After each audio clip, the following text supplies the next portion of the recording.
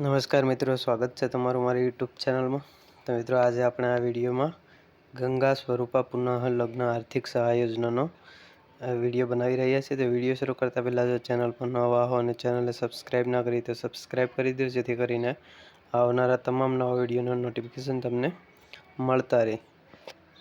તો મિત્રો, લાભાર્થી દંપતી જરૂરી આધાર પુરાવા સહિત નિયત નમૂનામાં સદ્રહ અરજી મહિલા અને બાળ અધિકારીની કચેરી, મામલતદારશ્રીની કચેરી, ઈ-ગ્રામ ખાતેથી ડિજિટલ ગુજરાત પોર્ટલ પર ઓનલાઈન કરવાની રહેશે।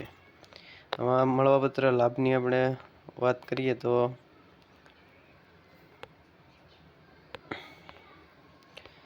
ગંગા સ્વરૂપા પુનઃ લગ્ન આર્થિક સહાય યોજના અંતર્ગત 25,000ની આર્થિક સહાય પુનઃ લગ્ન કરનાર ગંગા સ્વરૂપા મહિલા ખાતામાં ડીબીટી મારફતે જમા કરવામાં આવશે।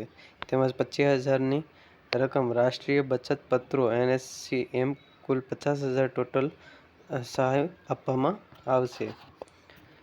ત્યારબાદ લાભાર્થીની પાત્રતા જોઈએ તો અહીંયા જણાવેલ છે કે ગંગા સ્વરૂપા આર્થિક સહાય યોજનાનો લાભ મેળવનાર 18થી 50 વર્ષની ઉંમરની પુનઃ લગ્ન કરનાર ગંગા સ્વરૂપા મહિલા આ યોજનાનો લાભ લઈ શકશે।